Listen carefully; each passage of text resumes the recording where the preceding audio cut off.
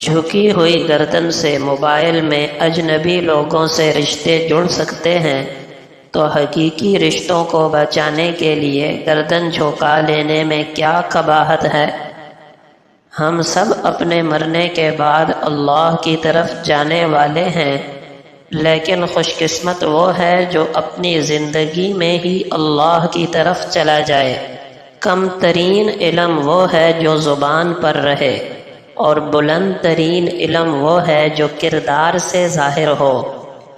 ہرنی شیر سے زیادہ تیز رفتار ہوتی ہے، لیکن شکار ہو جاتی ہے کیونکہ وہ بار بار پیچھے مڑ کر دیکھتی ہے کہ شیر کہاں تک پہنچا، اور ایسا کرنے سے اس کی رفتار کم ہو جاتی ہے۔ بالکل اسی طرح جب ہم زندگی کے سفر پر رواں دواں ہوں تو بار بار ماضی میں جھانکنے سے ہمارا صرف اور صرف نقصان ہوتا ہے۔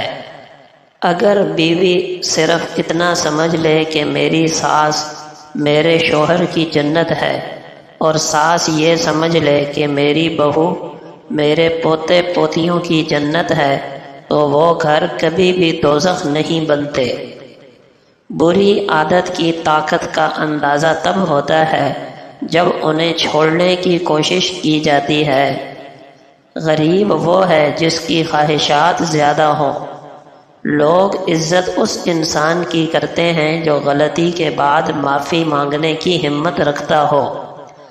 عورت کی سعادت مندی یہ ہے کہ نہ وہ کسی غیر محرم کو دیکھے، نہ کوئی غیر محرم اسے دیکھ سکے۔ قرآن کی تلاوت اس تصور کے ساتھ کیا کرو کہ میرا رب مجھ سے مخاطب ہے۔ رشتے خلوص کے ہوں تو بوجھ نہیں لگتے، بڑی آسانی سے سنبھل جاتے ہیں، اور مطلبی رشتے اتنے وزنی ہوتے ہیں کہ ان کو سنبھالتے سنبھالتے ہم خود ان کے نیچے دب جاتے ہیں۔ ایک بزرگ فرماتے ہیں، اپنے کمالات نہ بتایا کرو، اپنی نیکیوں کا ذکر نہ کیا کرو، مجلسوں میں خود اپنی تعریفیں نہ کیا کرو، یہ دین کی کمی بھی ہے اور عقل کی خرابی بھی۔ حضرت سفیان ثوری رحمہ اللہ فرماتے ہیں، تعجب اس ڈوبنے والے پر ہے جس کے پاس نجات کا سامان تھا مگر وہ پھر بھی ڈوب گیا۔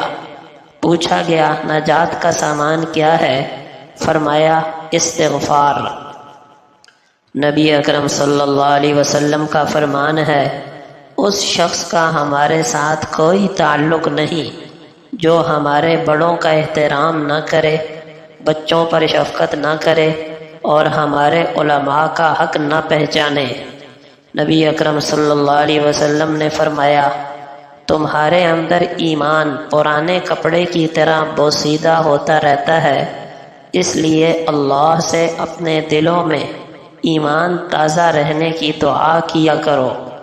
آپ صلی اللہ علیہ وسلم نے فرمایا، اپنے گھروں میں بھی نماز یعنی نوافل پڑھا کرو، انہیں قبرستان نہ بناؤ۔ نبی اکرم صلی اللہ علیہ وسلم نے فرمایا، جو عورت خوشبو لگاتی ہے پھر کسی قوم کے پاس سے گزرتی ہے تاکہ اپنی خوشبو کا مظاہرہ کروائے، وہ زانیہ ہے۔